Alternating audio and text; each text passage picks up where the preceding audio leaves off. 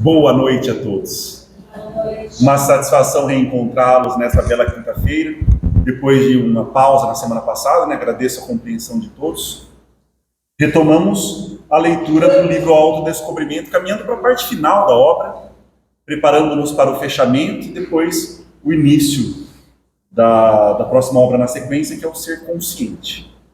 Hoje nós vamos concluir o capítulo 9 sobre viciações mentais e nós vamos entrar no capítulo 10. Sem pressa, o importante é nós saborearmos a obra e mesmo assim ela continua ilimitada e inesgotável. Então a gente sempre diz, sempre reforça, apesar de eu estar com alguns problemas no meu WhatsApp, não sei se vocês notaram, né? Mas eu estou entrando e saindo no grupo, não é por intenção ou conscientemente, pelo menos, problemas no meu WhatsApp no computador. Então eu peço desculpas. Mas a gente sempre reforça a importância da leitura, é indispensável. E antes de retomarmos, eu gostaria só de convidá-los a um momento de introspecção, de recolhimento íntimo, para elevarmos os nossos pensamentos em gratidão ao Altíssimo, pedindo com humildade que essa seja uma oportunidade de aprendizado, de desenvolvimento, de crescimento, possamos nos conhecer um pouco mais e que possamos, dessa forma, tornarmos-nos melhores, instrumentos da espiritualidade, no desenvolvimento de virtudes e na propagação do bem. Que assim seja. Bom, vamos para o fechamento do 9º capítulo. Vocês se lembram que a obra é dividida em eixos, né? Então eu aproveitei os próprios eixos de cada capítulo. São 4 viciações mentais, só para fazer uma rápida retrospectiva. Nós falamos já sobre 2 viciações mentais, a insatisfação e a indiferença. Nós vamos falar das últimas agora. Então, após a insatisfação e a indiferença, uma categoria muito bonita que a Joana de Ângeles traz, assim, conceitualmente, né? Sabemos que é algo difícil falar sobre viciações mentais, mas é belo o conceito porque nos ajuda a categorizar, sistematizar o pensamento. Insatisfação e indiferença colocadas nesse conceito de viciações mentais. E a outra viciação mental para dialogarmos é o pânico. Já falamos sobre o medo como uma emoção muito importante da psique. Uma emoção intrinsecamente humana. Ao longo do desenvolvimento filogenético, ontogenético, o medo é uma das emoções primordiais, básicas. Entretanto, quando em desequilíbrio, nós temos dificuldades. Então, só para fazer retomarmos o raciocínio, porque tivemos uma pausa na semana passada, eu vou recomeçar o tópico do pânico. Tudo bem? Então, alguns parágrafos que nós selecionamos só para suscitar as reflexões. Mas sintam-se à vontade para compartilhar as reflexões de vocês também. Tá? Esse é o objetivo. Então, eu selecionei alguns parágrafos. O primeiro: o medo em si não é negativo, assim se mostrando quando irracionalmente desequilibra a pessoa. É muito difícil o medo não nos desequilibrar, o problema é o grau, a intensidade desse desequilíbrio. Por ser uma emoção, nós não estamos falando aqui de algo racional, não é uma racionalidade. Então, sim, o medo, ele traz perturbação. O problema é o grau dessa perturbação e como eu lido com ela, como eu a administro, como eu a direciono no meu dia a dia. Então, nós não podemos combater o medo como algo mal em si. Porque se ele é constitutivo da minha essência, se ele é constitutivo da minha natureza psíquica, eu não posso combatê-lo como algo negativo em si. Preciso trabalhá-lo. Então, por isso nós vamos falar dos desequilíbrios do medo. Um deles é o pânico. E a síndrome do pânico é uma experiência, assim, aterrorizante. Não sei se vocês já passaram por essa experiência. É uma experiência muito difícil de lidar, complexa. Envolve todo o corpo, absolutamente. A sensação de pânico é altamente desagradável. Segundo parágrafo: naturalmente, todo o seu empenho deve ser direcionado para o crescimento interior, o desenvolvimento dos recursos que dignificam. Então, o medo ele pode ser um ótimo aliado, um grande recurso, se eu coloco ao meu lado, se eu coloco ele na retaguarda, para que eu possa avaliar até como a minha intuição se posiciona diante de uma atitude, diante de uma pessoa, diante de um ambiente, diante de uma escolha. Então, é um conselheiro interessante. Mas eu não posso colocá-lo à minha frente como um grande obstáculo, terrível, gigantesco, que eu não consigo vencer. E às vezes eu até não o vejo como parte de mim. Eu o personifico. E aí as dificuldades se tornam significativas para a caminhada, para aquela caminhada que escolhemos, que é a caminhada do nosso crescimento interior. Por outro lado, em face das ameaças, o ser permanece tímido, procurando fazer-se bonzinho, não pela excelência das virtudes, mas por mecanismo de sobrevivência afetiva. Esse parágrafo é espetacular, né? É estupendo. Mostra muito como nós temos grande capacidade de nos iludirmos, de nos enganarmos e de deturparmos a virtude, tomarmos vícios por virtudes e às vezes vice-versa também. Então, qual que é a questão? O medo pode enfraquecer a minha estrutura psíquica, pode enfraquecer o eu ou o ego, dependendo do conceito que você preferir utilizar, e um eu enfraquecido, como um dos mecanismos de sobrevivência emocional no mundo, ele se torna o que nós chamamos de bonzinho.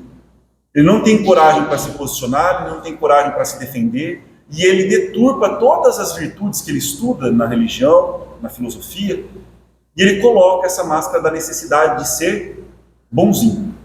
E isso não tem nada de virtuoso. Isso, na verdade, é sintoma, como foi muito bem colocado, sintoma de um medo, de uma insegurança muito profunda, que precisa ser trabalhada.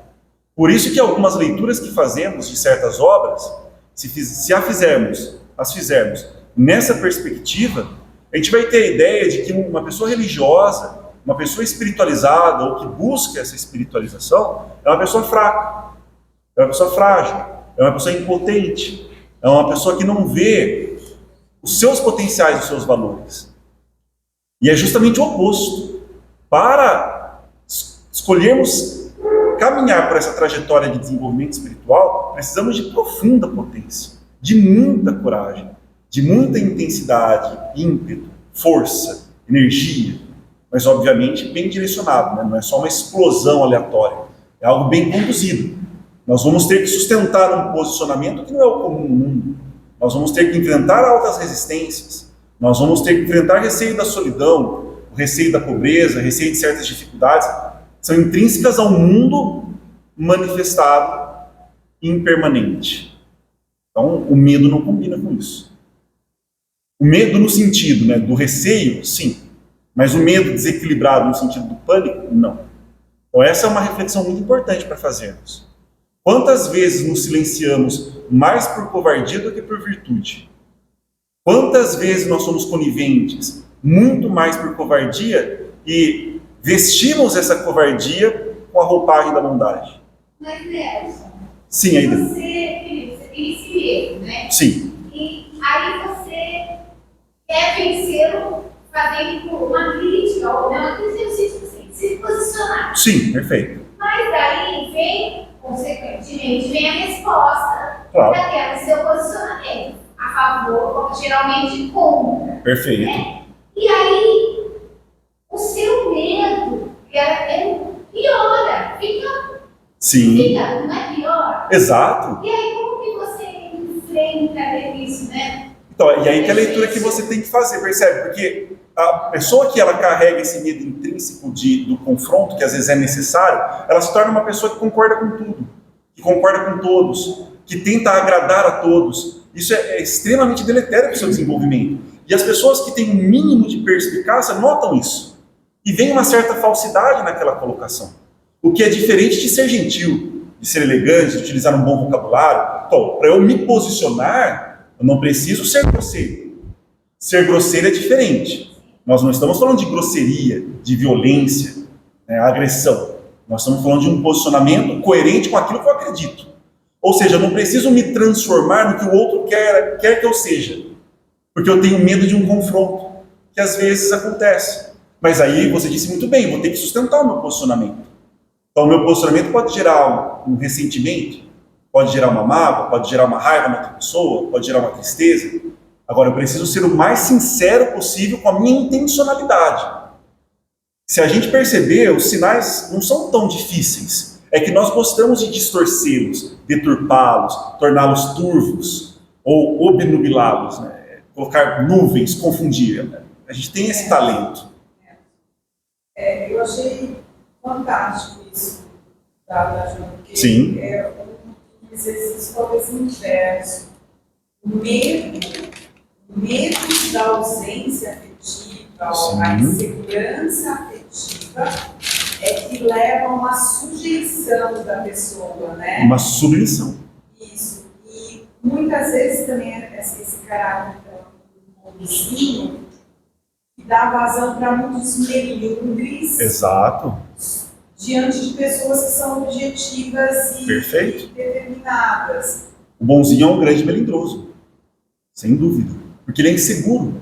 E se ele não for correspondido naquela expectativa que ele construiu, ele vai se melindrar com muita facilidade. E se vitimizar também.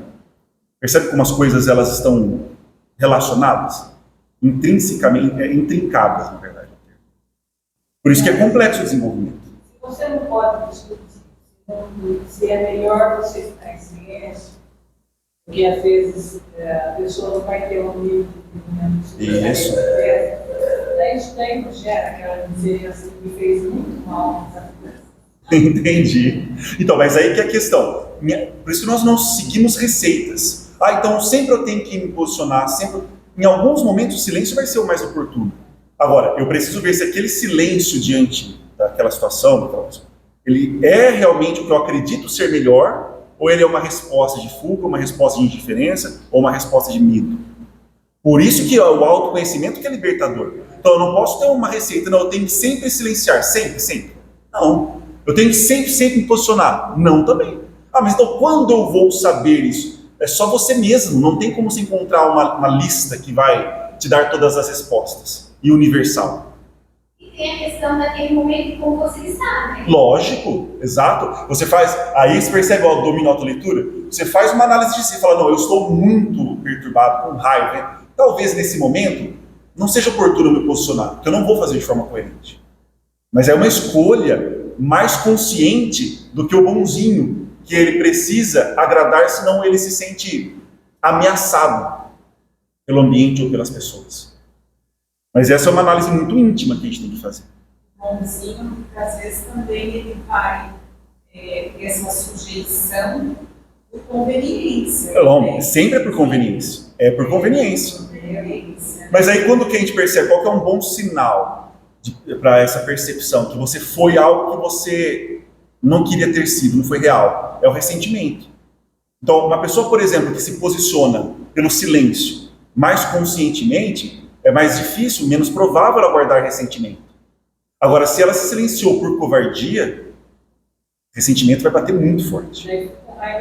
Nossa, uma raiva de si mesma, uma raiva do outro, o outro preso na sua cabeça e você debatendo e dialogando com a imagem dele, esperando uma oportunidade para desforra. Aí você já percebe que o posicionamento não foi tão coerente, não foi tão legítimo. Agora, essa é uma leitura que temos que fazer de nós mesmos. Percebe? Por isso que a nossa jornada na série psicológica da Joana de Ângeles tem todos esses títulos, né? Plenitude, autodescobrimento, ser consciente. É sempre falando a nosso respeito. Quanto mais consciente de nós, quanto maior entendimento temos da nossa dinâmica psíquica, mais seguros nós somos, melhor nós nos posicionamos, mais acertamos. Agora, isso também não significa que não erraremos, sabemos disso. Então, eu identifiquei uma covardia, tudo bem, vamos trabalhá-la. Agora, não preciso me jogar também e me flagelar porque eu identifiquei uma covardia naquele momento. Não. Eu vou aproveitar a oportunidade para o meu aprendizado. Aquilo foi um sinal, um sintoma. Por que com aquela pessoa? Por que naquela situação? Essas perguntas são poderosas. Somos grandes investigadores, né? Ter essa postura, esse hábito. Nelson, Oi. eu tenho uma dúvida agora. O medo de animais peçonhentos, o medo físico Sim. do animal peçonhento, ele tem um lado que é bom, que é uma questão até da pessoa Sim. se preservar, né? Uma questão de sobrevivência, sei. Lógico. E quando ele é assim, muito exagerado, eu já vou até falar eu mesmo, eu gosto de ter parar, eu tenho pavor, parar de aranha é o bicho mais Sim. Mas eu fico irracional quando eu vejo eles. Então, mas aí que é interessante a análise, aí já são fobias. A gente entendeu a natureza das nossas fobias, fala muito sobre sintomas Mas eu psicológicos. já entendi. Mas não a consciência do objeto, mas o que ele simboliza. Porque teve uma pessoa que falou sobre medo de gato também, não me lembro quem foi. Estava aqui, acho que foi esse ano ainda. Acho que foi medo de gato, né, alguma coisa assim. Mas o que a gente precisa ver é o símbolo. A barata, a aranha. Obviamente nós temos um medo, uma aversão, porque isso é algo ancestral no nosso desenvolvimento. Nós vamos temer esses animais. É construído evolutivamente. Agora, se ele é desequilibrado, exagerado, vamos entender o que simboliza.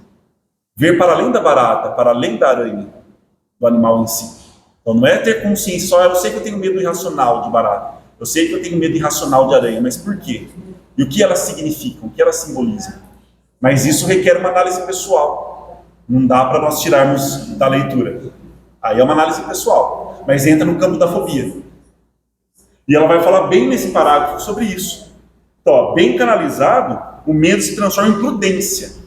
Prudência é virtude, uma virtude fantástica. Os gregos apreciavam muito também. A prudência vem do latim e também vem do grego. Em equilíbrio, auxiliando a discernir qual é o comportamento ético adequado, até o momento em que o amadurecimento emocional o substitui pela consciência responsável. Ou seja, a prudência me ajuda a reconhecer os meus limites.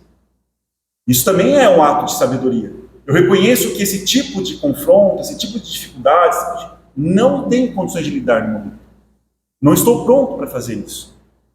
Mas isso não é assumir uma postura acomodada, uma postura de conforto, mas uma postura consciente de quais são os meus limites para que eu possa ampliá-los.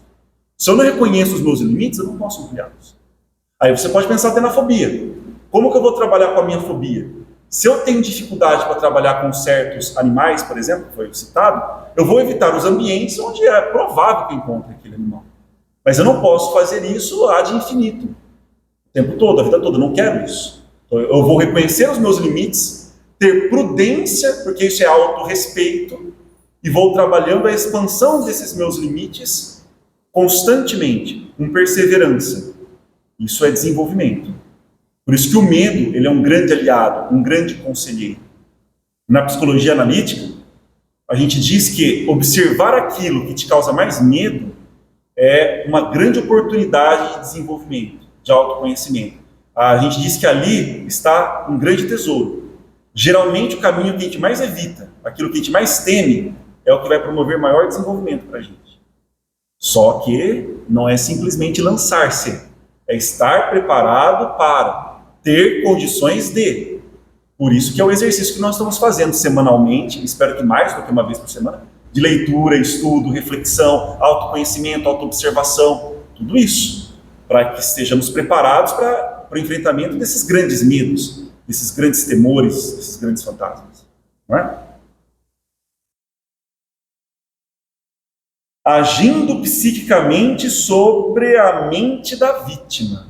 O que? O medo. O medo é um grande fator de manipulação. A gente geralmente aprisiona o ser humano mais pelo medo do que pela força física em si. Quando eu descubro o medo, olha só como é poderoso, porque o ser humano, infelizmente, ainda pela sua herança biológica, animal, ele oscila entre o prazer e a dor. Então ele tem atração pelo prazer e tem muito medo da dor. Então, se eu consigo controlar esses dois polos, eu subjugo a pessoa. A pessoa que está oscilando muito entre esses dois polos, ela se coloca muito enfraquecida no mundo. Então, uma pessoa que consegue dominar aquilo que causa medo, aversão e dor a ela vai se submeter, ela vai obedecer, ela vai permitir uma manipulação. Às vezes mais consciente, às vezes menos consciente. Ou a tentativa pode ser pelo prazer também, que causa medo. Mas como? Medo de perdê-lo. Então, eu tenho algo que é muito prazeroso, que me é muito caro, que eu tenho muito apego. O medo de perdê-lo também vai exercer domínio sobre a minha psique. E me torna vulnerável às influências. Então, por isso que a análise desses aspectos é libertadora, né? É uma análise libertadora. Tanto que ela coloca Agindo psiquicamente sobre a mente da vítima, o ser espiritual estabelece um intercâmbio parasitário. A pessoa vive uma ideia fixa de evitar aquilo que ela teme profundamente e ir para onde ela sente conforto, onde ela sente segurança. É óbvio que é natural nós termos o local, as pessoas, as situações que nos causam segurança e bem-estar. Eu só não posso ter um apego, que esse apego vai tornar desequilibrada a relação e me coloca vulnerável a pessoas que, infelizmente, não têm um desenvolvimento ético avançado, o que é comum no nosso planeta. Transmitindo-lhe telepaticamente clichês de aterradoras imagens que vão se fixando. A pessoa, por medo, ela se sente incompetente, ela se sente incapaz. Ela precisa que o outro resolva as coisas para ela, que o outro diga qual é o melhor caminho, qual é a melhor decisão, qual é a melhor solução. Eu só tenho medo de errar. Exato. Então, mas isso é um ato, percebe, de colocar a minha vida nas mãos de outras pessoas. Elas vão decidir. Por quê? Eu não tenho coragem para fazê-lo. Eu tenho que bancar os erros que eu vou cometer pelas decisões que eu vou tomar. Envolve medo. Agora, nós falamos até dos intercâmbios telepáticos, como ela colocou. Transmitindo-lhe telepaticamente ideias, pensamentos das imagens que me aterrorizam, das preocupações que me consomem, dos medos que eu acalento no íntimo. Então, o mínimo que eu preciso fazer é conhecê-los, reconhecê-los. Eu ainda não consigo trabalhá-los, tá, mas o primeiro passo, reconhecê-los, para eu estar mais consciente disso. Porque se eu me coloco inconsciente no mundo, dos meus medos e anseios, o processo fica muito complicado. Então, se tornam cenas vivas, ameaçadoras. E como o nosso mundo gosta disso, né? Como a mídia gosta disso, como as redes sociais gostam disso, como as pessoas gostam disso. Falar de desgraça, de tragédias, de dramas, que vai acontecer tudo de pior, de horrível. E a pessoa alimenta mais aquilo ainda na televisão, na leitura, no lazer, na conversa. Porque ela se compraz no medo e ela precisa compartilhá-lo.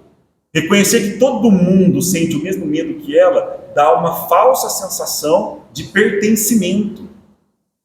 Isso é triste. Até se tornar então cenas vivas, ameaçadoras, encontrando ressonância no inconsciente profundo. E aí que é a questão simbólica, percebe? O que vai ressoar? O meu medo de aranha, o meu medo de barata, o meu medo da pobreza, o meu medo da morte, o meu medo da doença, o meu medo da solidão. O que ressoa mais? Porque aquele consciente a gente conversou, ele é inacessível de maneira direta. Senão seria consciente. Vocês se lembram disso?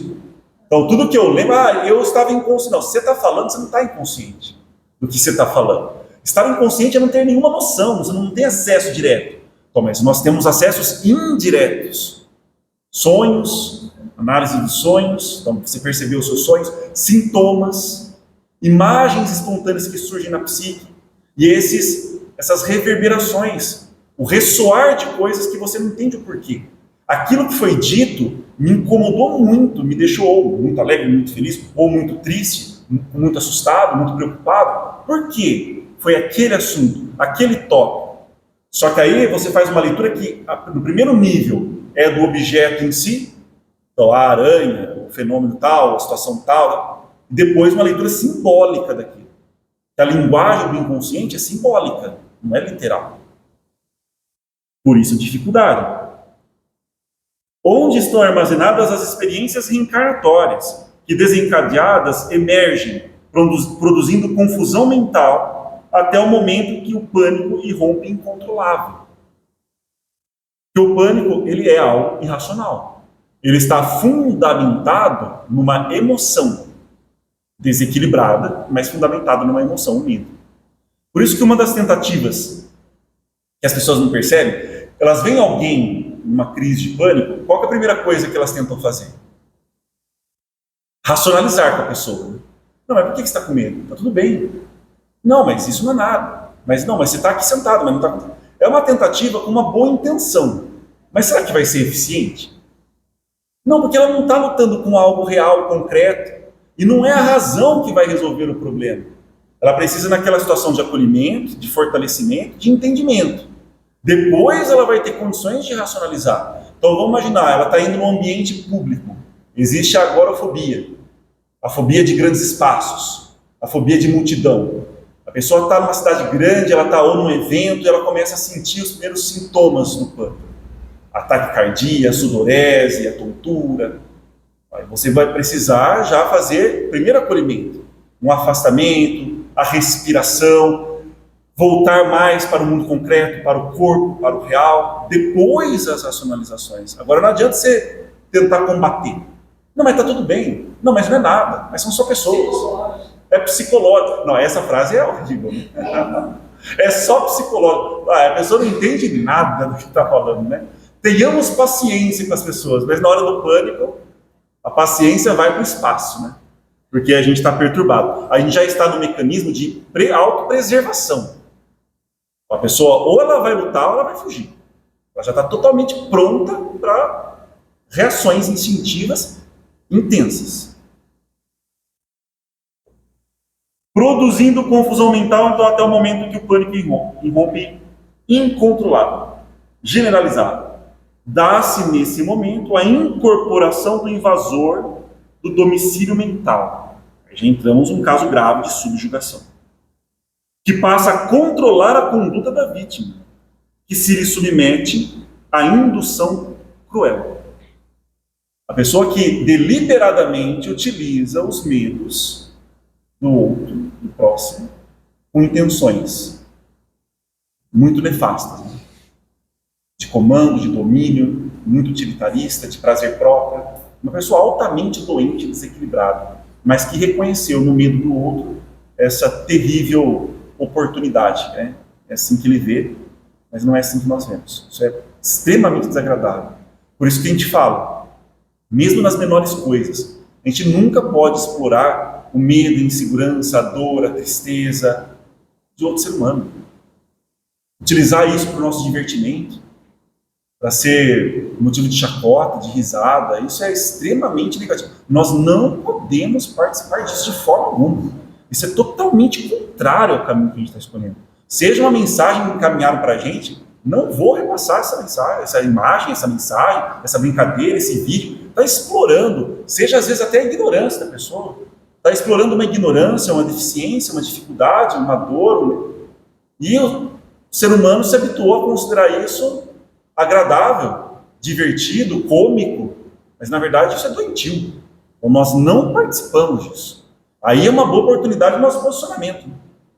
Tem a questão espiritual também. Lógico, absolutamente. Absolutamente. Agora, ofender, magoar, fazer mal.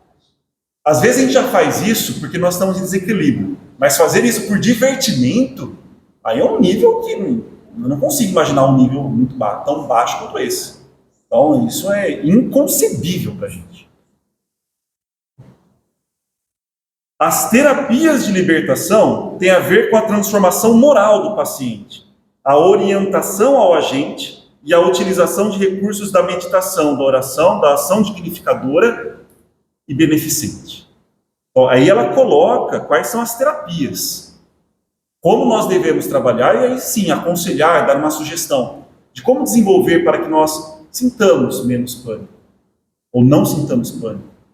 Aprendamos a trabalhar com os nossos medos, com as nossas angústias, com as raivas, com as fobias, com as inseguranças, com as incertezas.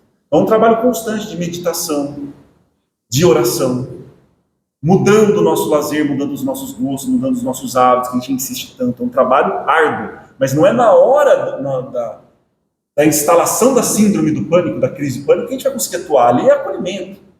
Ali é acolhimento, apoio. A pessoa precisa de auxílio profundo. E às vezes nós estaremos nessa situação. Depois que compete essa análise. O meu problema é que às vezes depois não vem. Não vem a reflexão, não vem porque a pessoa já vai direto para o tratamento medicamentoso. O que não é ruim, é absolutamente necessário. E foi um grande desenvolvimento científico e tecnológico. Uma forma de cuidado. Mas é uma forma paliativa, não resolutiva. Então, depois da situação, que vem esse momento de reflexão. Não, preciso intensificar esse comportamento, essa postura, preciso mudar esse hábito. Eu quero ter um momento semanal de meditação. Eu quero ter um espaço onde eu vou poder me acalmar, me tranquilizar, ou música, ou arte, ou poesia, não sei. Cada um com o seu recurso, cuidando. Autocuidado. Somos merecedores disso, somos dignos disso. E esse é um ponto importante. Percebam como as pessoas inseguras, elas utilizam o medo como uma forma de coerção, de sustentação de relacionamentos. Muitos relacionamentos, infelizmente, se sustentam, se fundamentam no medo, na coerção. Seja da solidão, seja da perda, seja de uma chantagem. Então, imagine uma pessoa que tem muita dificuldade em abrir mão de uma falsa imagem social que ela construiu. Essa pessoa é altamente manipulável. Porque se ela tem medo do constrangimento público, uma ameaça de exposição para essa pessoa já é suficiente para que ela permaneça no relacionamento, é suficiente para que ela permaneça subjugada, se submetendo. Então, uma pessoa mais confiante e que tem uma visão mais aprofundada dessa persona e imagem social, ela é menos suscetível a esse tipo de domínio. Então, observar o medo é dificultar que o mundo e as pessoas tenham domínio sobre nós. Ainda no pânico, mediante uma conduta saudável de respeito ao próximo e à vida, leveza, o bom humor é muito importante, né? Outra confusão que as pessoas fazem. Não, na espiritualidade a pessoa é fraca e a pessoa é taciturna, a pessoa é sofredora, a pessoa ela é triste, ela é mal-humorada. Na espiritualidade nós encontramos leveza, bem-estar. Óbvio, não é uma atitude constante, nunca. Não dá para manter a constância. Nós vamos ter decepções, dificuldades, preocupações. Somos seres humanos. Mas o nosso desenvolvimento espiritual é um motivo de alegria para nós. Causa muita dor. Lembra da diferença? Sofrimento, dor causa muita dor, mas não precisa causar sofrimento. Então também para nós, essa jornada é uma jornada de alegria e de leveza. Então nós buscamos essa conduta saudável de respeito ao próximo e à vida. Então o indivíduo precata-se da interferência perniciosa.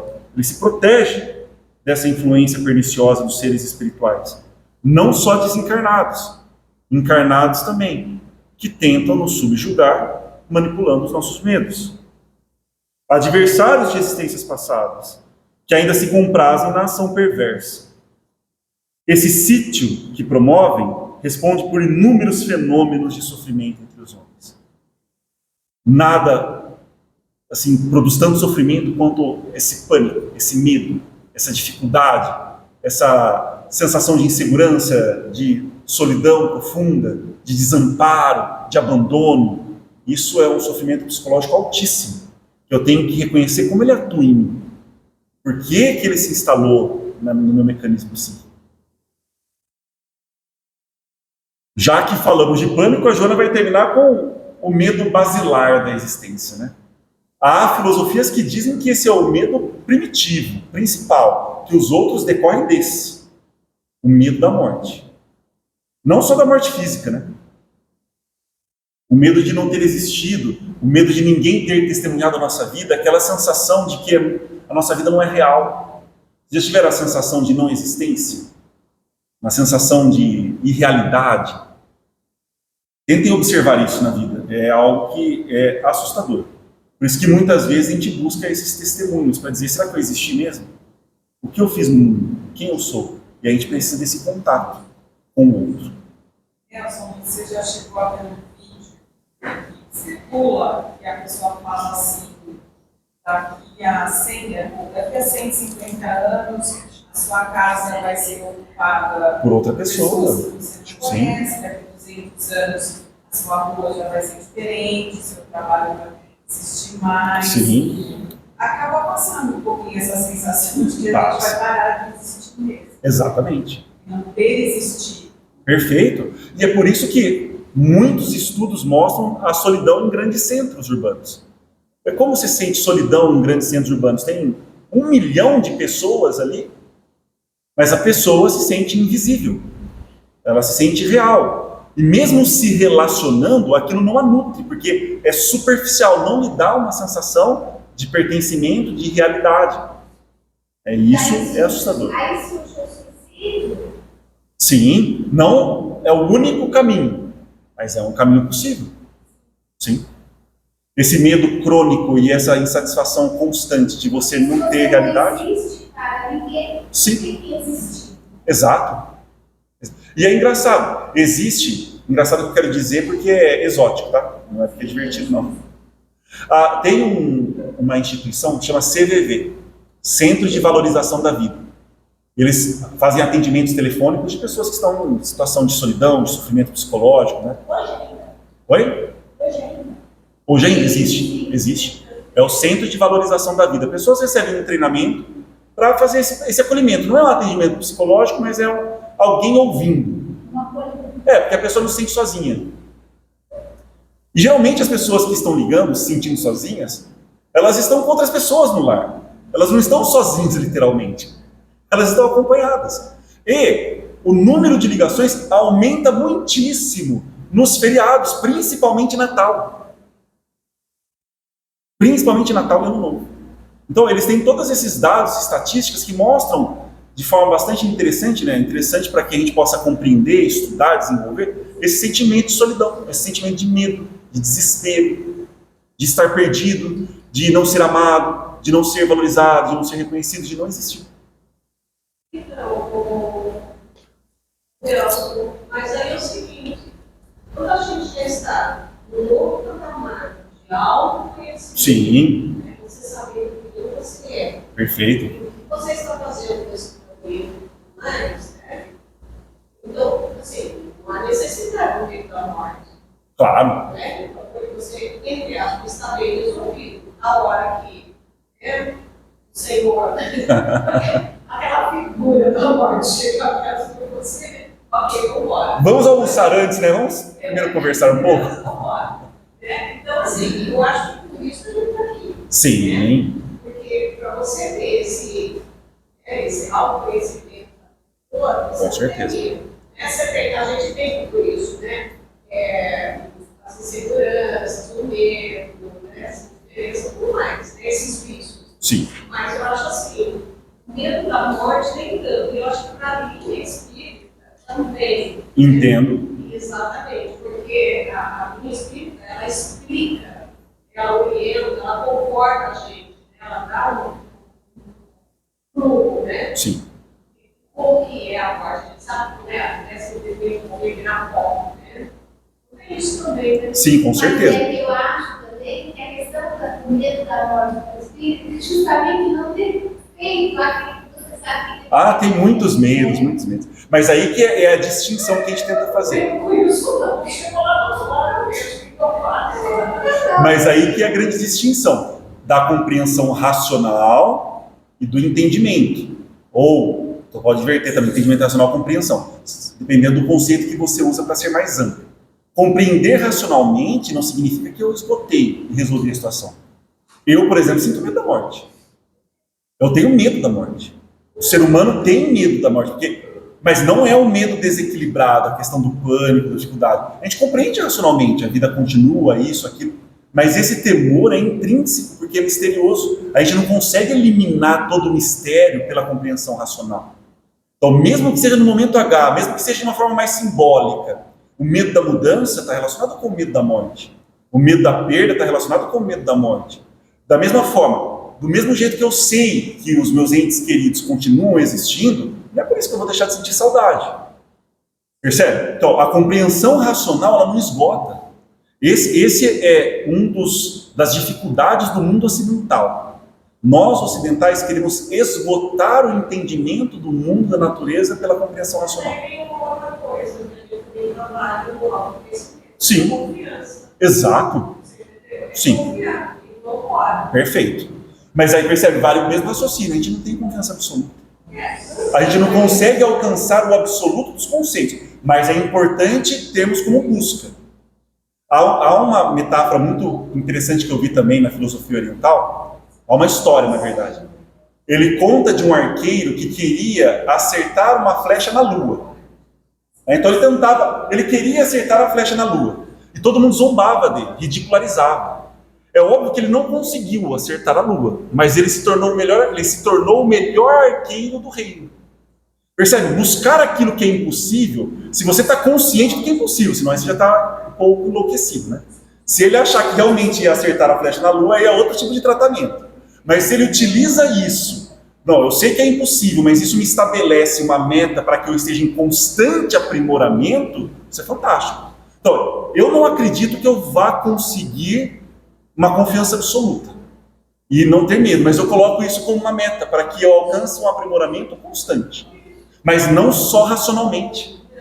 Eu preciso de todo o meu corpo acompanhando. E no momento efetivo da morte, do desligamento, eu particularmente não sei como eu vou reagir. Porque essa experiência é misteriosa. E ela tem que continuar misteriosa. E mais do que misteriosa. Às vezes, o espírita gosta de fantasiar um pouco as coisas porque ele está buscando conforto, não percebe isso. A morte é altamente solitária. Depois a gente vai ter um encontro, vai ter isso, vai ter aqui, todo o processo. Mas é naquele momento que você está no limiar, você vai dar o último suspiro, mesmo que você esteja acompanhado pelos seus entes queridos, encarnados mesmo, é uma experiência de profunda solidão. É um pico de vazio ali. Mas eu acho também, desculpa, é assim, eu tive, assim, eu tive experiências, pessoas que morreram na minha mão. Sim, então. Então, é por isso que a gente comenta. Isso vai ajudando. Outro jeito. Claro, com certeza. Não, é sempre bem diferente. Mas eu acho que é enriquecedor nós mantermos certos mistérios. Sim. E eu tinha um pouco dessa perspectiva, que você pensa. Eu tive a oportunidade de conhecer a doutrina espírita já mais jovem, bem cedo. E eu gostava muito da ciência. Então eu acreditava que não, a gente tem que resolver todo o mistério. Tem que esgotar o conhecimento, tem que buscar, tem que estudar, porque a física, tem a matemática. Aí, bom, a gente vai estudar física, vai estudar matemática. E aí você percebe que mesmo nessas ciências exatas, de profunda pesquisa, o mistério sempre continua. E o mistério precisa continuar. Então, essa compreensão é só Deus. Assim.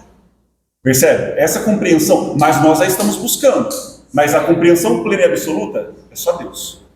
Então, a gente precisa abraçar os nossos medos e dialogar. E aí sim, quando a morte chegar, a gente vai conseguir almoçar com ela. Eu estou lendo um livro, voltei. Já é todo mundo deve conhecer. Certo. Do João Jacob, né? Mas ele é o Frederico Fink. Então ele foi assim, ele foi presidente da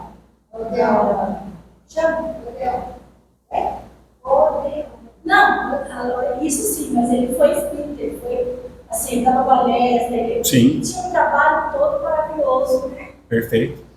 Aí, eu estou lendo essa parte. Ele também pensava, como eu, como todo mundo, óbvio, né? Que seria tranquilo, o desligue, Sim. né? Mas não foi. Foi muito difícil, porque ele estava muito materializado, né? Ele achava que não, que ele era um cara hiperespiritualizado. Ele era extremamente materializado.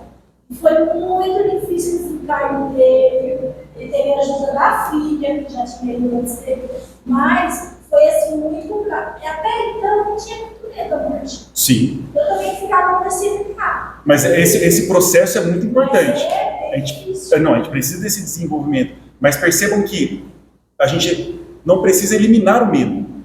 Enfrentar com medo é bom também. Sim, mas também não precisa, né, ficar totalmente sem. Não, então a gente não vai.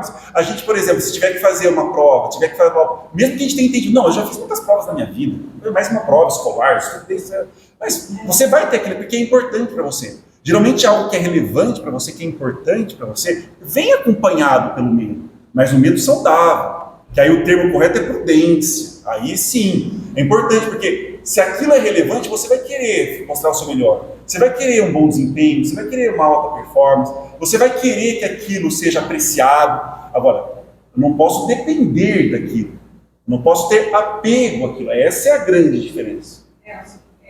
O medo, pelo que a gente estava conversando, ele tem um componente não físico, mas meio instintivo de proteção da mente para a sobrevivência. Perfeito. Tanto que ele é positivo para as crianças, para os Sim. adolescentes e tal. Então, eu acho assim, essa questão do medo da morte, acho que fisicamente, acho que cada um, assim, de uma forma honesta, a gente só vai saber se a gente tem mesmo na hora que a gente perceber que... E a gente pode... Lógico que tem pessoas, eu conheço 2 pessoas que morreram por mim, 2 Perfeito. senhoras, é uma graça, Claro. uma bênção. E não sabemos como foi psicologicamente. Agora, eu acho que tem isso. De tudo que a gente está conversando, eu senti assim, o medo, na minha cabeça, instintivo, medo físico. Certo. E um medo que é fruto das emoções, social e que eu crio por uma série de influências da vida social. Talvez um medo, não estou dizendo que seja o meu, mas da gente se frustrar como espírita. Também. De achar que vou chegar e não vou, como ela está dizendo, né, que ele era muito materialista e teve problema para desencarnar. É difícil. Com certeza. Mas aí a colocação é perfeita, porque a gente sabe que isso não faz sentido e precisa trabalhar. Mas é questão racional. Mas isso não significa que a compreensão racional vai me eximir de sentir. Eu vou sentir. Só que aí a compreensão racional me ajuda a sentir de uma maneira amena. De uma maneira que eu consiga lidar, administrar. Então, mesmo os instintos ainda assim estão associados com a emoção. Psicológico, instintivo, emocional. Nós estamos falando de um medo perturbador. Aí ele vai para o pânico. É diferente. Então, uma pessoa que tem pânico de morrer, e aí ela se torna hipocondríaca. Aí é uma outra questão. Então, nós estamos falando desses sintomas. Agora, sim, eu fico um pouco curioso como vai ser a minha morte. Quando a morte vai acontecer? Será que... Mas isso é natural. Eu não posso falar, poxa, eu não posso me preocupar com isso. Então, mas essa sua pergunta eu ia comentar agora. Isso. Porque a pessoa talvez tenha medo da morte, não estou generalizando. Sim. Talvez seja assim, o medo da morte, na verdade, é o medo de viver, talvez. Muito Certo? bem relacionado. E, por outro lado, também é o seguinte, se eu tenho medo da morte, talvez de morrer entre as do julgamento, né, o Também. juízo final, né, Sim. tem isso também, é bem enraizado dentro das nossas crenças lá de pai e mãe. Muitos anos. Então, o que acontece?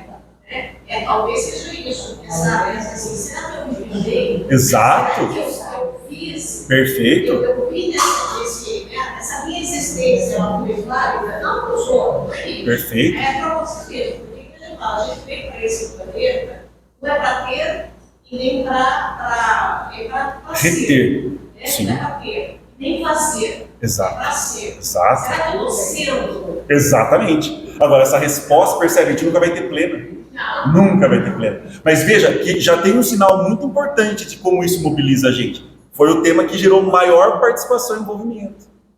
Percebe? É o tema que gera curiosidade, engajamento, envolvimento, porque mexe com muitas questões. A pessoa tem medo de não ter vivido. Agora, mesmo esse medo, ele é muito importante e positivo, ele só não pode virar pânico. Porque aqui nós estamos falando da grande obra. Imagine que você é convocado para fazer uma grande obra. Né? Você vai sentir receio. Eu tenho que me preparar. O receio, ele vai te ajudar nessa preparação. Para que você não chegue lá depois com a sua frustração. Então, eu tenho um grande exame. Esse medo de falhar no exame tem que me ajudar a estudar muito. Não a ficar fantasiando e sentindo pânico.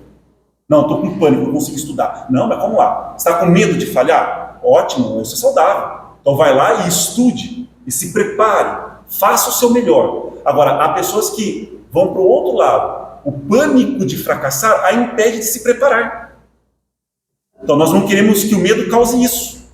Mas outra linguagem importante que a gente reflete. Vocês se lembram que para muitas religiões, o temor a Deus é algo que eles utilizam bastante? Só que foi uma má compreensão do termo. Tudo que é extremamente grandioso nos causa uma sensação de temor, sim. Mas não temor no sentido de medo, no sentido de pânico, no sentido de eu vou ser punido, eu tenho que ficar com medo. Não era essa a conotação. Imagina que uma revelação extremamente grandiosa vai dar que tipo de atmosfera para o ambiente? Uma atmosfera de sacralidade, uma atmosfera de seriedade, uma atmosfera de profundidade. Isso estava associado ao termo temor. Não que foi corrompido agora, tem que temer, porque você vai ser punido. É isso que a gente vai trabalhando. Vamos avançando no medo da morte, porque a Joana tem para nos dizer, para nos ajudar. Para o espírito desencarnado, somente valem os sentimentos, as preces e vibrações de autêntica afeição e a honesta intercessão. Especialmente os próprios pensamentos e atos durante a experiência carnal. Foi muito bem que nós já conversamos. Foi muito bem dito. O que realmente importa nessa vida? Não houvesse a morte física e o sentido da vida desapareceria. Assim como a finalidade da luta. da conquista de valores e do desenvolvimento intelecto-moral do ser. Olha a importância de ter a morte sinalizando a passagem do tempo. Já que o tempo é relativo, imagine se estivéssemos imersos nessa percepção de eternidade. Por isso que, por exemplo, a ideia da eternidade é uma ideia que causa temor.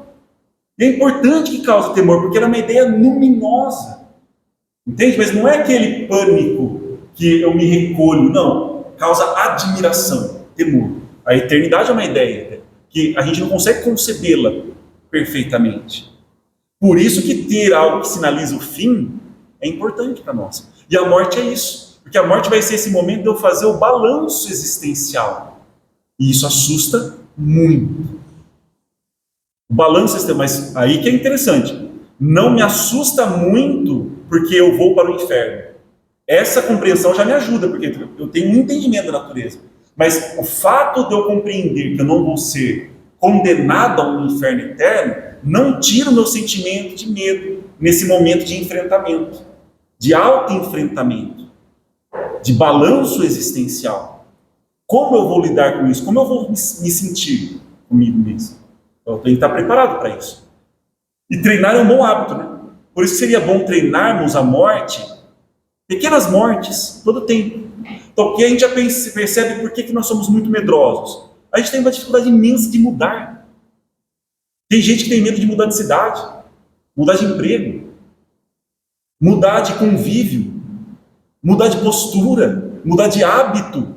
Tem pessoas que eu já vi ficarem paralisadas e com medo porque não conseguiam ir a um outro restaurante, só tem que ser aquele que ela já comia há 20 anos. Então, lógico que há graus, mas percebe? Quanto mais apegados nós somos, mais medo nós temos. O ideal da existência é apego zero. Seria, mas ainda para nós está muito no campo das ideias. Está no campo do impossível, que me convida ao aprimoramento constante. Aquela história oriental que a gente contou aqui. Porque se a gente soubesse quando nós iríamos seria péssimo isso, hein? Você entendeu? Será que nós seríamos diferentes de não ficarmos mimimi?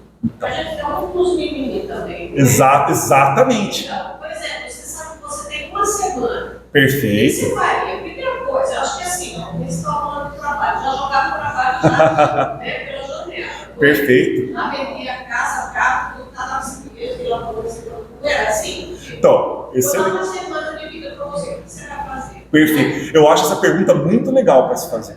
É lógico que a gente sabe que a gente está fazendo essa pergunta, mas torcendo para não ser real, né? Ser só um exercício imaginativo. Mas A doutora Natal, que trabalha com pacientes terminais? Tanatologia. Tratamento paliativo, né? Sim. Ela relata casos assim, que a pessoa entra no que queria viver muito, muito mais. Sim. Né? Então, pode ter, percebe? É óbvio que cada pessoa vai reagir de maneira diferente. Há pessoas, por exemplo, que um diagnóstico desse, ela pode negá-lo, negar o diagnóstico. Ou ela pode entrar numa luta desesperada para prolongar o seu tempo de vida e não viver a semana que ela tem. Então, cada um vai reagir. Mas a questão é, eu não posso julgar a reação. Eu só preciso tentar entender qual é a minha reação, porque isso vai dizer de mim. Então, por que eu, por exemplo, primeira coisa que eu vou fazer, mandar o trabalho para o espaço. Primeira coisa que eu perguntaria, qual é a minha relação com o meu trabalho? Péssimo. Por que eu faria isso? Então, mas isso não é para dizer se está certo ou errado, não é um julgamento. Mas Se você quer mandar no espaço, exato. Agora, o importante é o que eu posso fazer com isso. Por isso que, na verdade, nós já estamos vivendo de maneira que o nosso grande objetivo é prolongar a vida, mas nós não sabemos o que fazer com a vida. Então, esse é o grande problema. O ser humano não sabe, foi Estado Sêneca aqui, o ser humano não sabe o que fazer com o tempo. Por isso que o Sêneca tem em uma das suas obras, ele fala, a questão não é que nos foi dado pouco tempo de vida.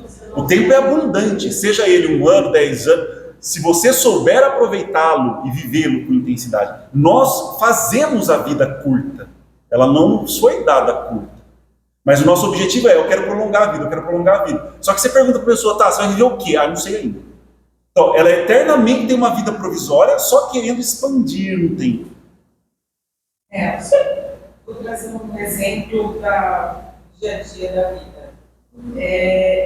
Eu não sou de um claro, daqui a um ano, Mas a irmã mais nova do meu pai sempre morou aqui, faleceu nova, com problema do coração. E era uma italiana daquela que a casa precisava brilhar. O chão e tudo tinha que brilhar. Aí eu fui visitar o meu tio viúvo. E aí eu lembrei muito da minha tia, mas aí, lógico, que é viúvo, né? Tudo encardido, assim, né? Ela veio na minha cabeça. E eu acabei fazendo a comparação, né? Tudo muito encardido. E eu me fiz a pergunta, que ela era bem sistemática, era uma pessoa maravilhosa, excelente costureira, mas morreu nova, até porque teve medo de se operar o coração quando deveria. E aí, eu fiquei com aquilo na minha cabeça. Então, chegando em casa, tarde, aquela bagunça em casa, os meninos, eu ia prestes a brigar com todo mundo. Aí eu pensei assim, se eu morresse agora, não ia me importar se o negócio estava sujo, se estava... Isso é interessante, porque vai dimensionando o valor. Mas você percebe, a questão é, qual é a intenção? Se é importante para mim limpar a casa, e eu me sinto bem limpando a casa, e não brigo com ninguém para fazer o trabalho por mim, tá tudo certo. Agora, o problema é que as pessoas às vezes fazem coisas que elas não querem fazer, para poder reclamar das coisas que elas estão fazendo, para justificar que não tem tempo. Aí que é o problema. Não, eu não tenho tempo porque eu tenho que ficar limpando a porcaria dessa casa. Mas a pessoa se escraviza. Então, mas aí que é a questão. Tem que ver a intencionalidade e o benefício que aquele trouxe. Porque às vezes é importante para ela. Mesmo que a gente perceba, não, mas está sendo, aquilo está prejudicando ela em outros aspectos. Mas isso é mais a nossa leitura de saber o que é melhor para o outro do que a necessidade pessoal dele. Às vezes é importante para aquela pessoa, naquele momento, viver aquela experiência. Agora, se ela está reclamando daquilo, ela precisa tentar ter consciência do porquê. Porque aí aquilo entra como sintoma. Ou traduzindo, se a gente chega em casa, a bagunça, por exemplo, me incomoda muito também. Eu gosto de organização e sistematização. Só que eu percebia que eu brigava com os outros também. Falei, não, pera lá, o problema é meu. Sou eu que não gosto. Eu vou tentar pedir, lógico, colaboração, e eu vou ensinar para os meus filhos, porque isso é um valor para mim, e eu tô pai, então eles que aguentem. O problema deles, eu vou ensinar o que eu acho que é valor. Então eu vou lá ensinar. Mas eu não posso chegar e tentar surtar o tempo todo, porque os outros têm que fazer o que é importante para mim. Então aí eu mudo a lógica, mas eu não preciso abrir mão do fato de a casa arrumada, ou sei lá, qualquer outro exemplo, que seja importante. Percebe que a gente vai desconstruindo essas questões e a gente vai utilizando isso como autoconhecimento. O seu exemplo também foi muito oportuno. Essa questão do tempo e do aproveitamento do tempo. Isso. Né? Sim. A gente acho que preocupou muito essa questão. Sim. Por quê? A gente acha que aproveitar o tempo é fazer um monte. Perfeito. E não é, né? Isso é perder. Isso nós chamamos de preguiça ativa. É fazer tudo o que a gente não quer fazer para reclamar que não tem tempo. Então, mas mesmo que você faça um monte de coisa que você queira fazer, mas assim, na verdade, o que eu tô sentindo ultimamente, assim, não é a Devagar. quantidade, não é nunca a foi. quantidade de coisa que eles fazem um bom tempo. Mas isso Mas por é quê? como você faz daquilo que você está fazendo. Claro. Como você utiliza esse tempo. Então, esses dias eu estava falando assim, eu sou gostada, né? Também tem um pouco disso. Aí eu falava assim, gente, eu estou andando de carro, filho, por que você está indo rápido? Isso. Vai devagar. Isso não, porque eu estou atrás de alguém lento, né? Isso. E aí eu sou super lento, né? Nossa Eu Senhora. preciso atravessar esse passeio. Oh, como é difícil. Aí eu falei, não, eu vou ficar atrás. Ah, não preciso. Mas eu entendo. Eu não sei como é que você resolveu isso. Mas você já percebeu que a gente precisa correr mais quando a gente sente que não sabe o que está fazendo da vida? Porque aí dá o desespero, eu ainda não encontrei. Então, eu estou aqui perdendo um tempo que eu não sei como eu vou usar, mas eu já perdi tanto tempo e não me encontrei ainda, e isso pode me custar caro. Porque, na verdade, estar atrás de um carro andando devagar já é estar vivendo. A gente pensa, não, isso não é estar vivendo, eu preciso chegar a tal lugar para viver, a minha vida vai acontecer lá. A vida acontece o tempo todo. Então, estar atrasado numa fila de banco porque a pessoa é muito desagradável, mas isso é viver, é estar vivendo. Agora, se a gente tem conhecimento de quem nós somos, quem nós estamos buscando ser, como nós utilizamos o nosso tempo, diminui um pouco essa ansiedade. Aí foi a forma que eu achei, não, vai ficar atrás do carro. Eu usei essa forma também. Isso. Eu vou utilizando. Vou aproveitar para pensar alguma coisa, vamos pensar, vou ouvir uma música. E a gente vai tentando encontrar esse espaço. E você dá numa praia, por exemplo. Às vezes a gente nem para para observar. Sim. Relaxa, curte a praia. É porque a gente não sabe utilizar o nosso tempo, porque nós não temos identidade. Esse que é o problema. Então, o grande desafio não é querer aumentar mais tempo de vida. É lógico que a gente vai buscar uma boa alimentação, só ninguém vai prejudicar a própria vida. Não é isso. Nós vamos cuidar da nossa vida com diligência, com bom senso, com muito respeito, ações retas. Mas o tempo está determinado, não posso controlá-lo. Então, o que eu vou tentar fazer? Bom uso dele. Só que para isso eu tenho que ter identidade. Se eu não tenho identidade, essa desorientação é o que causa o medo e a ansiedade. E aí eu administro mal o tempo. Então, com o que eu quero investir tempo, por exemplo? Chegar em casa, morando sozinho, por exemplo, mas a casa limpa e cheirosa para mim é importante. Eu vou gastar 30 minutos por dia, sei lá, 1 hora por dia. Você faz os seus cálculos. Isso eu quero investir. Ah, não, mas porque com esses 30 minutos que você está fazendo, você poderia estar lendo. Tá? Não, mas pera lá, isso aqui é importante para mim. Então eu vou investir. É importante para mim fazer aquilo, é importante para mim fazer isso. Agora, se nós perguntarmos para nós mesmos o que é importante para mim, eu estou sabendo priorizar? Ou eu só estou vivendo com emergência atrás de emergência, atraso atrás de atraso, correria atrás de correria? Não estou sabendo priorizar. Agora, o difícil é isso, né?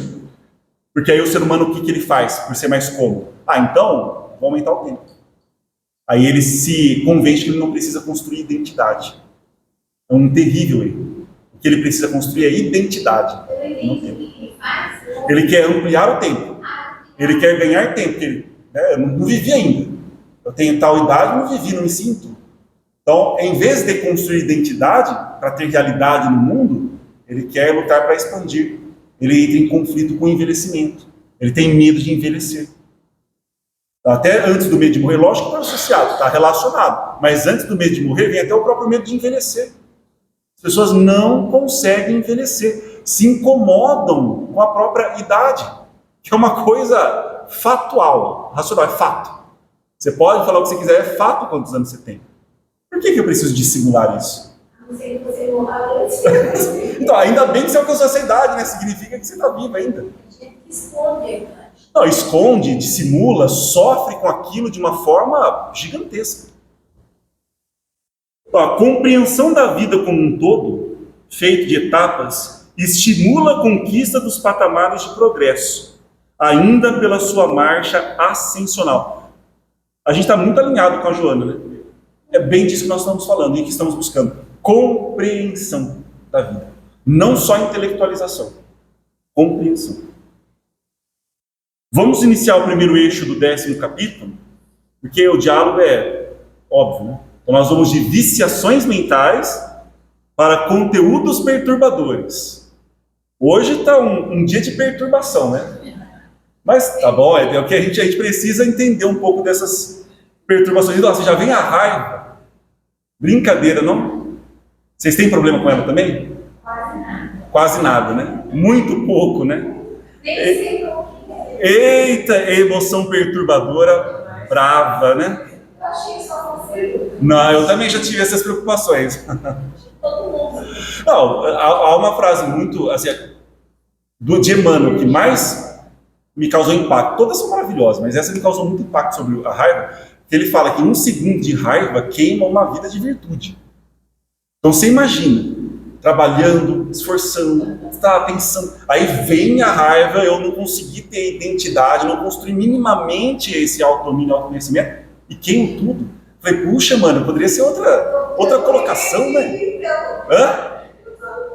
Eu já me zerei lá fora, lá fora já zerei tudo, né? Queimei já no trânsito. A raiva precisa e merece um grande estudo, porque ela também é uma potência da alma. Então a questão é um jogo de palavras. A raiva, você percebe que a raiva traz potência, traz força. Então, essa potência, esse vigor, essa força, ela é necessária também. Então eu não vou extingui-la da alma. Ser calmo não é ser fraco. Vamos repetir isso para a gente tirar essa ideia. Raiva ou coragem? Então, mas aí por isso que eu falei, é uma questão de jogo de palavras. A raiva é um uso descontrolado, é um uso de forma perturbadora dessa potência, dessa energia. Agora, essa potência, essa energia eu preciso. Senão eu não consigo desenvolver coragem, não consigo me posicionar no mundo, não consigo fazer as transformações. Então, se você pensa, por exemplo, nos grandes cristãos, nos grandes místicos, nos grandes santos, eles eram manifestações de profunda potência, de profunda força. Inclusive, nos evangelhos tem a manifestação do próprio mestre mostrando a sua potência no templo, onde estavam corrompendo as virtudes e os valores e fazendo comércio. Só que aí isso assusta, porque a gente aprendeu a mansuetude no sentido errado do termo. E aí o espírita tem uma dificuldade, não só o espírita, o cristão tem uma dificuldade gigantesca de usar palavras e distorcer o discurso para não abordar aquela passagem do evangelho. Mas qual que é o equívoco do mestre ter mostrado a sua potência, a sua intensidade, o seu vigor? Ele estava mostrando aquilo com um propósito muito claro. Mas é raiva. Oi? Mas é a raiva que ele mostrava? Não é, porque a raiva é um sentimento que, inclusive, fisiologicamente, existe. Exato. Então, por isso que eu falei, é um jogo de palavras. A raiva a gente vai utilizar de forma pejorativa, forma negativa, forma deletéria. Aí o outro termo, às vezes falta na língua portuguesa, por isso que é difícil a expressão. A leitura de conceitos filosóficos é importante. Eu gosto de usar a palavra potência, mas não é a única palavra. Você vai pegar em outros filósofos, tem outras colocações. Spinoza vai falar de conatos.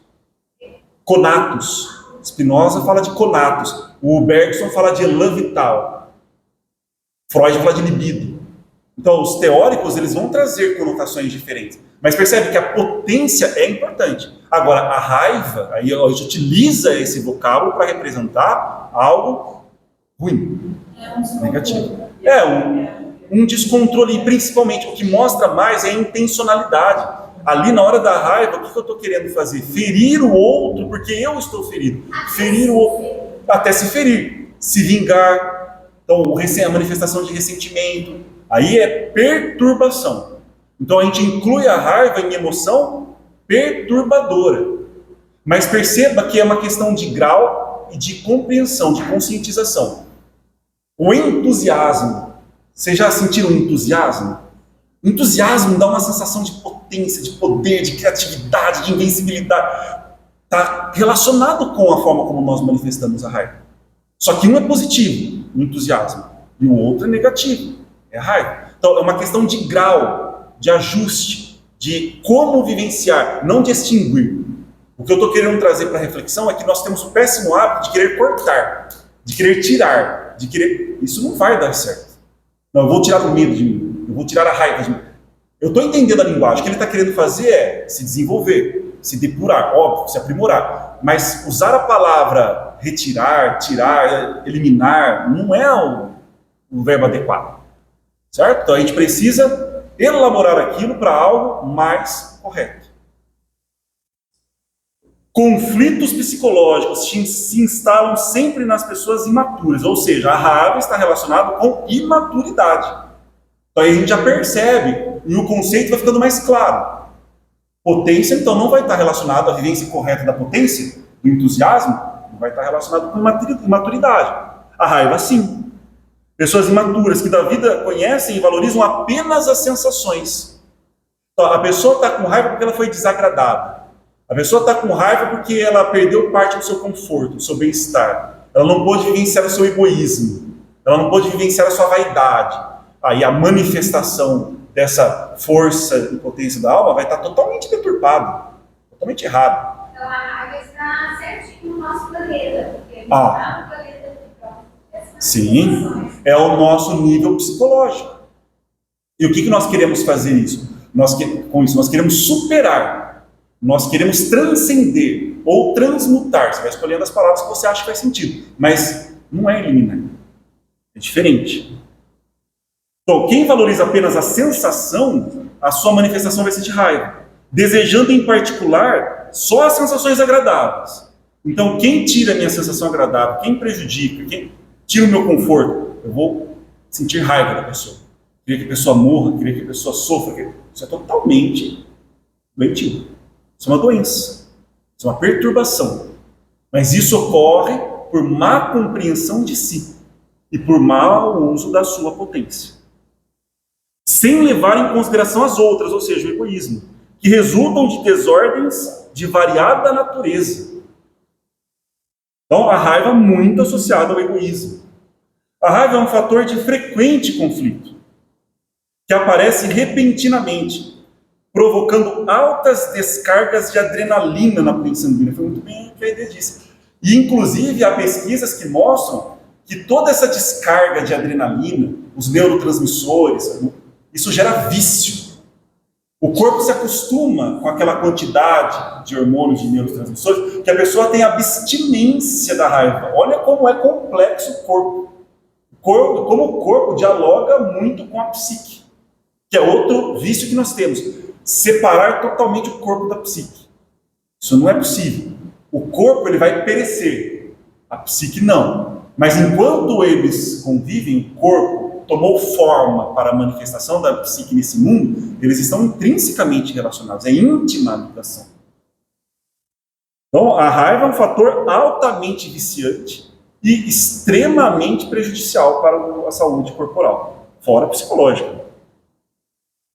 Altas descargas de adrenalina, alterando o equilíbrio orgânico e, sobretudo, o emocional. É uma emoção classificada como perturbadora. Agora, para a gente poder aprofundar, né? Já que a gente está fazendo leitura, porque a gente quer o nosso desenvolvimento, não é só terminar a obra. Mas vocês já não ficaram esgotados de um comportamento? Isso causou uma certa raiva também? Algo que vocês estão fazendo, que vocês estão pensando, que vocês estão sentindo, que quer superar, uma certa raiva daquela situação. Então percebe que ali está no limiar. Esse esgotamento também vibra, e tem essa natureza da raiva. Mas essa é uma manifestação positiva. Aí chega um momento em que você se posiciona consigo mesmo com uma certa firmeza, e você consegue mudar.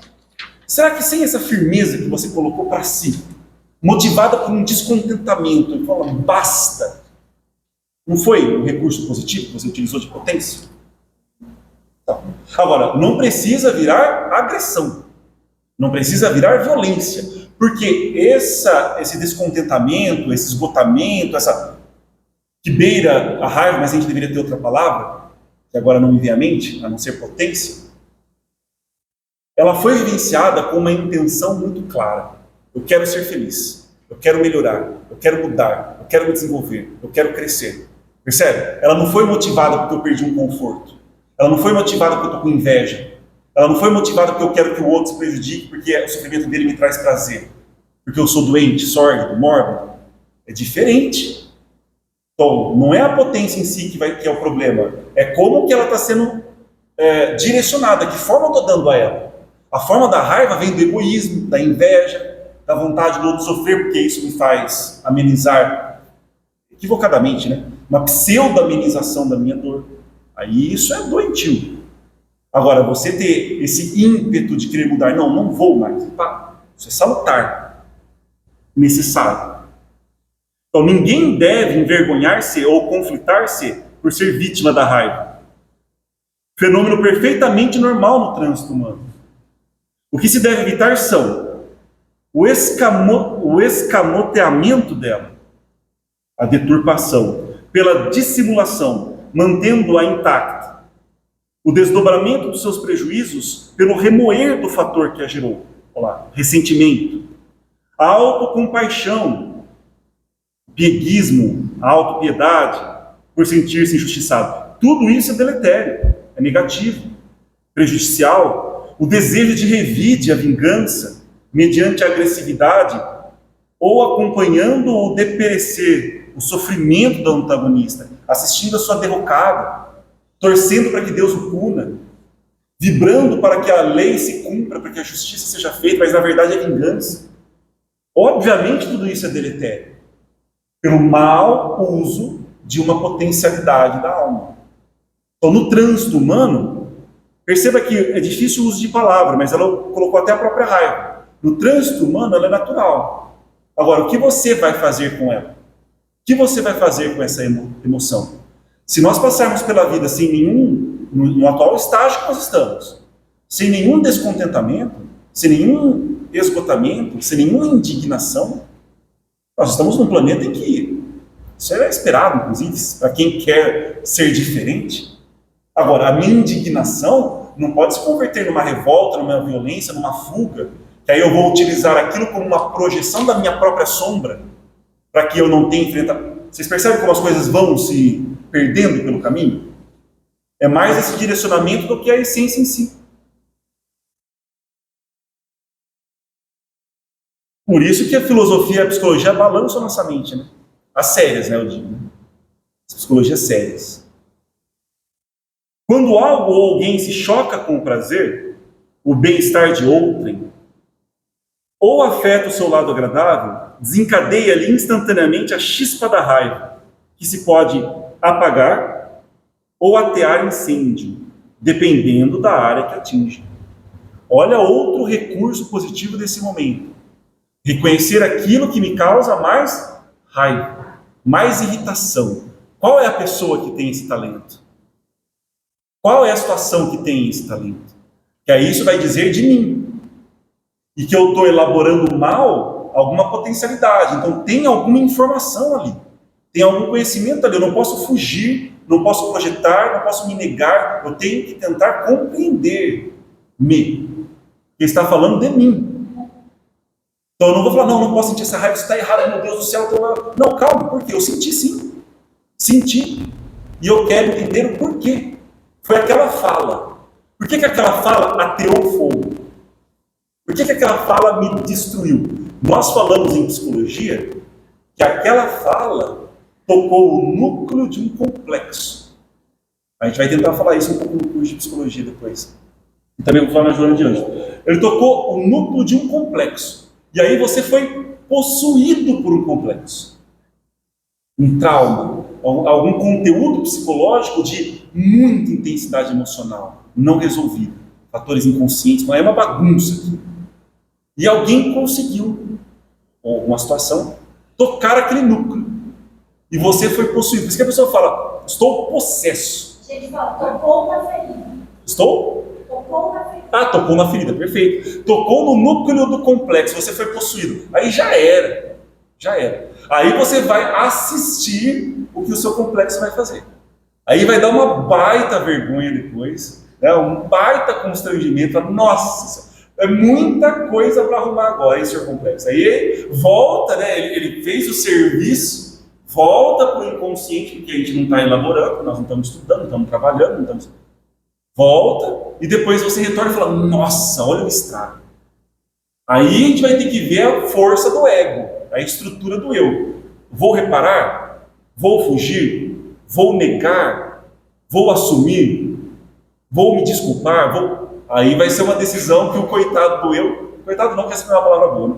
Que o senhor eu vai ter que resolver o problema, porque o complexo não vai limpar o sujeito, ele só vai causar. E na hora da raiva, quando a gente olhar no espelho, né? Sim. E a gente tem medo da gente. Nossa, absolutamente. Medo, vergonha, é altamente constrangedor. Só que isso a gente consegue fazer depois. O problema é que a pessoa quer se acreditar poderosa o suficiente para lidar com aquilo quando o complexo assume. Já era. Aí que você vai ver, dependendo da intensidade daquele complexo, a duração do estado de loucura. Tem pessoas que ficam naquele estado de raiva por 1 hora. E discute, fala, e briga, e surta, e rasga a roupa, e bate, e esmurra a parede. 1 hora, você vê a intensidade daquele núcleo afetivo, daquele complexo. Há pessoas que vão ter um pico de raiva naquele momento, e depois elas retornam um pouco mais rápido. Então, tudo isso são informações sobre nós. Informações.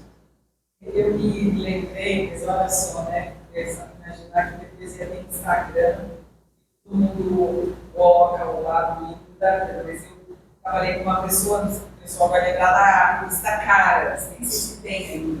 Certo. Essa pessoa, ela usava, ela tinha raiva que ela não lia Caras, porque era uma revista de só gente magra, do resort, do estilo da vida. E não existia Instagram. Então hoje está bem pior. Nelson, é a questão da que você falou, né? Tem pessoas que ficam uma hora com raiva. Eu acho que não são nem pessoas, eu acho que são situações. Então, exato. Por isso que a gente vai ter que avaliar aquela situação. Percebe a informação? Então, uma situação, uma pessoa mesmo. Pode ser com aquela pessoa que provocou aquilo. Eu fiquei com raiva, mas foi tal nível, foi tal intensidade, teve tal duração. Vai falar da intensidade energética daquele complexo. Agora, outra pessoa, ou a mesma, em outra situação, não importa as variáveis. O que importa é a gente fazer uma leitura da intensidade. Vocês já não perceberam? Vocês já viram pessoas se desequilibrando? Né? Pessoas se desequilibrando. Então, aí você percebe, você fala, nossa, é desproporcional a reação da pessoa. Porque eu já vi outra pessoa falando outra coisa para ela não reagiu assim. Ou em tal ambiente, em tal coisa. Se ela tivesse essa percepção, ela ia fazer uma leitura muito profunda de si. Só que aí se perde no constrangimento, na vergonha, porque depois vai ter que arrumar. E não adianta a gente ficar inventando muitas explicações. A gente vai ter que limpar a sujeira, a gente vai ter que arrumar. Vamos ter que reparar, conversar com as pessoas. Eu me desequilibrei. Porque a gente costuma falar, eu estava fora de mim. Percebe que faz sentido? Você estava fora de si mesmo. Agora você fala, não, então quer dizer que o complexo é algo que não é meu. Não, é seu também. Mas não era o eu que estava no comando da dinâmica psíquica. Foi assumido um complexo assumiu o controle naquela situação. Você foi possuído, sim, mas por algo em si mesmo. Olha como é que fica complexo, né? Nelson, depende também da pessoa que vai falar com você? Claro que sim. Tem pessoas que só de estarem respirando já me incomodam. Só o barulho que ela faz ao engolir, só dela estar bebendo água, você fala, meu Deus, a criatura não sabe nem beber água. Então, lógico, vai depender muito da pessoa. Só que a gente vai ter que entender o que aquela pessoa simboliza para mim. O que aconteceu. Agora, seria interessante se eu pudesse guardar isso para mim. Né? Não preciso mostrar para a pessoa o tempo todo. Falar, olha, só de você existir... Tá, Vai ser o conselho lá. Não, exatamente, você não pode ir para o outro lado. Você vai lidar com tranquilidade, porque assim, a pessoa só está respirando, não dá para eu me posicionar naquela hora, que ela vai ter que respirar. Então, eu vou lidar com a situação, mas eu vou tentar compreendê-la em mim, não negá-la ou então justificar. Sabe aquela justificativa? Não, a culpa é do outro, porque foi aquilo, foi isso. Não, aí é um grande desserviço que a gente faz, é desperdiçar uma grande oportunidade. Até chegar o momento em que aí, se eu precisar, dependendo do que ele está fazendo para mim, eu tenho que posicionar. Mas se ele está respirando, é um posicionamento que vai ser meio ridículo, né? Você fala, nossa, que beleza, bacana. Pare de respirar porque está me incomodando. Fora os acidentes caseiros que acontecem demais, principalmente em brigas de casal. O marido, em vez de socar a cara da mulher, ele soca a parede. Sim, isso é típico. São muito comum. Coisas de raiva, né? Ímpetos de raiva. Um negócio que é do pé. Perfeito. A gente tem um amigo ortopedista que é comum. Absurdo. Absolutamente comum. É feio, né? Mas é... É para matar o outro, se mata. Então, e você percebe como a nossa mente é tão fantástica nessa potencialidade que eu estou dizendo, porque ela consegue brigar com um objeto inanimado. Então, se por exemplo, eu cheguei na mesa aqui, bati o dedinho na mesa, me deu uma dor profunda, eu vou querer causar dor na mesa. Mas por quê? Porque aquilo é um ímpeto. Aí você vai lá e chuta a mesa mais forte ainda, aumentando a sua dor, você soca, acho que outra parte do corpo, mas a sua raiva, você xinga o armário, que você bateu a cabeça, que a porta estava aberta. Então a gente consegue personificar objetos inanimados, para poder dar vazão, como foi muito bem colocado, a esse sentimento muito intenso que a gente está chamando de raiva. Porque causou dor. Então vamos observar mais da nossa intencionalidade. Isso é enriquecedor. Por que causou dor? Oi? Por que causou dor? Porque causou raiva. Aquela fala. Isso. Não, por que causou raiva? Porque afetou a dor. Logo, perfeito. Qual foi o núcleo ali que foi tocado? Então, se alguém, por exemplo, te chamar de desonesto, fala, não, isso aí é muito desagradável, é injusto, mas eu sei que a pessoa está desequilibrada. Então, eu me posiciono, mas me posiciono com serenidade e equilíbrio. Agora, a pessoa te chama de... O que mais ela poderia chamar a gente? Medíocre. Pode chamar de medíocre. E aí, eu viro um bicho. E por quê? O medíocre me faz ficar absolutamente perturbado. E o desonesto, por exemplo, não, eu entendo, a pessoa está assim, eu vou me posicionar, mas A minha emoção está perturbadora. Entende? Eu me posiciono com serenidade, com firmeza, com seriedade, mas eu não saio querendo voar no pescoço dela porque ela me chamou de desonesto. Agora, ela me chamou de medíocre, eu quero voar no pescoço dela. Por quê? Será que eu me acho medíocre? Será que eu fui chamado de medíocre na minha infância? Aquilo foi uma mágoa que eu não consegui me posicionar e é um ressentimento que eu carrego? Só estou inventando ideias, tá? Não estou dizendo que é. Mas aí que vem o poder da autoanálise e reflexão, autodesenvolvimento. Eu acho que você sabe. Você acredita? Oi? E você sabe, você acredita que eu aceito. Então, é uma suspeita muito boa, viu, Aide? É uma hipótese significativa, eu diria plausível. Quando a gente tem essa segurança de quem nós somos, é muito difícil o outro nos perturbar. Então, se eu sou incomodado com a minha aparência, a pessoa sabe, e é tão sádico que as pessoas se tornam amigas, provocando uns aos outros nessas suas fraquezas. Né? Ó, tá vindo o fulano lá, que aí ele usa um epíteto fazendo uma referência a uma questão física dele. E a pessoa às vezes até finge gostar, participar. Ah, o fulano... E eu falava muito com os alunos, eu falei, olha, tudo bem, lá fora vocês se chamam assim, mas a minha presença não. O nome dele é tal, o sobrenome dele é tal, ele não é o. Poxa, então essa é uma construção que a gente tem que fazer, e aí a gente se posiciona. Mas se aquilo me perturbar também, eu vou para o embate, porque aquilo é uma coisa não resolvida em mim. Isso é interessante. Oxi, é triste, né? Como as pessoas falam palavrões, como as pessoas ofendem, como as pessoas tornam o ser humano uma caricatura, né? Totalmente. Então, mas aí você vê a postura psicológica. Há aquele que geralmente pelo medo se faz de bonzinho. Não ligo, não tô nem aí. Ele me zoa, eu zoo ele, aquela coisa tal. Pô, mas isso aí é desnecessário, é infantil, é vulgar. Adultos fazendo isso, tá? Não tô falando só de bullying infantil, não. Adultos fazendo isso. Ou então a pessoa já vai para agressão física. São polos extremos, mas da mesma linha de atuação. É raiva. O ideal será permitir que a descarga voluptuosa e abrasadora tombe sobre material não inflamável. Ou seja, venha a chispa, a provocação, mas ela cai em material não inflamável. E de novo, muito bem comentado por vocês, não é fingir que não está te incomodando, que você não liga, fingir que você é santo e imperturbável, não. É permitir, reconhecer que você recebeu sim uma ofensa, mas que aquilo não cai num terreno que incendeia a sua psique. Você consegue se posicionar. Porque é tão interessante que na raiva, às vezes, a pessoa não lembra nem o que falou. Não lembra nem o que falou. Aí você vê que está tomada pelo complexo, descarrega tudo, aí termina a discussão. Tem gente que não lembra nem o início da discussão. A gente estava brigando pelo quê mesmo? Aí tem pessoas que vão ao consultório e falam, nossa, eu sei que ontem eu briguei com a minha esposa e a gente foi dormir, mas hoje eu não lembro. Será que a gente continua brigado? Eu não sei nem se a gente continua brigado. Vou conversar, não vou conversar, tenho que fazer o jogo de silêncio, eu tenho que ficar... Eu não lembro nem se a gente continua brigado, se está resolvido. Então, está totalmente possuído pelo complexo. Agora, num posicionamento de alguém que tem serenidade, não caiu nesse terreno para incendiar, eu vou me posicionar falando da ofensa, da mágoa, do ressentimento, da tristeza, mas com serenidade, com raciocínio. Eu vou estar articulado nas minhas palavras, vou tentar falar pela resolução. Vou me posicionar para que seja resolvido, não para que o outro sinta dor. É diferente. E aí, para finalizar, a sensação da raiva atual tem as suas raízes em conflitos não digeridos. Olha lá, a hipótese da ID é bastante plausível e interessante.